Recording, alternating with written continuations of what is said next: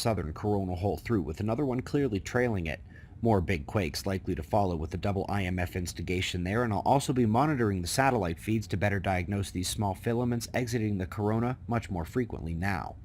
Also had a nice little pop at the departing active region, not aimed at Earth and small, but worth a notice. Solar wind here, calming in all ways, and geomagnetism is calm too. That will change when the stream from that southern coronal hole arrives probably tomorrow. Odd rumble off the coast of Australia there, had some blood echoes follow that in the region, including another that struck right as I said good morning, folks. Also had odd sister quakes in Panama yesterday, not quite enough to cause damage, but enough to wake the neighborhood, and blood echoes have followed that event as well. Let's hit two stories of life. The first is the oldest terrestrial fossil known. Only marine fossils can claim elder states, and this is a fungus that apparently kicked off the transformation of the world after a super ice age. 3D mapping of the structure seen here. This here is Mighty Mouse. Reading the story just made me so happy yesterday. They thought he was gone, extinct.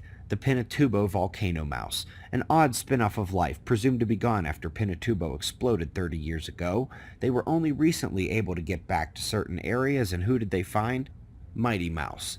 If we all just call him that, they may have no choice but to change the name. Now a bit more our usual flavor. Hubble snapping a gorgeous nebula, and the focus of the news release linked with it is the odd shape of the outer wispy halo shell. They say it is drawn back and distorted by interaction with the interstellar medium. Not that there's anything else interesting happening inside there.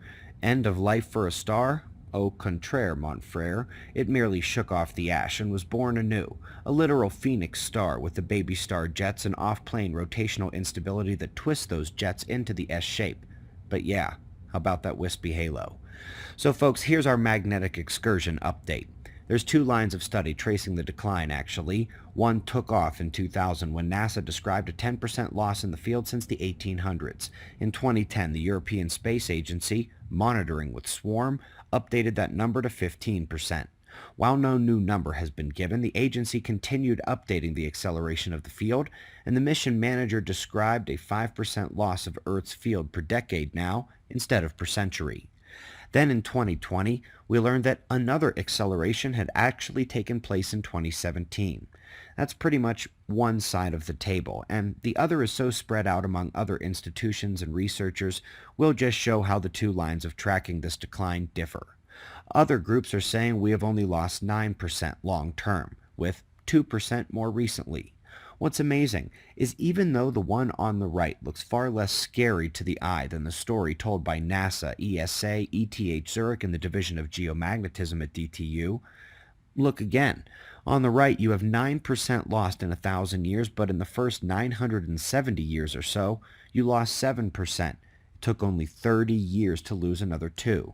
That's actually a faster acceleration. And it turns out they both come out something scary in about 20 years. But today we can update that blue one with the confirmation of what just came out of my mouth 10 seconds ago.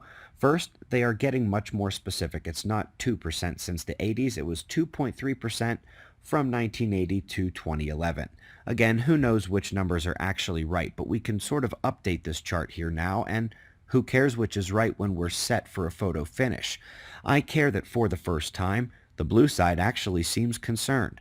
All the concern so far has been from the red, probably because those numbers were bigger, but acceleration rate is key when looking forward rather than into the past.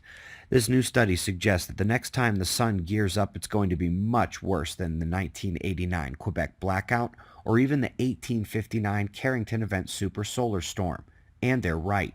Everything from the loss of power grids, to satellites, to wires inside homes and basic electrical products, and increased radiation bombardment to humans, and other biological dysfunction due to interference with normal geomagnetic rhythms and geoelectric currents.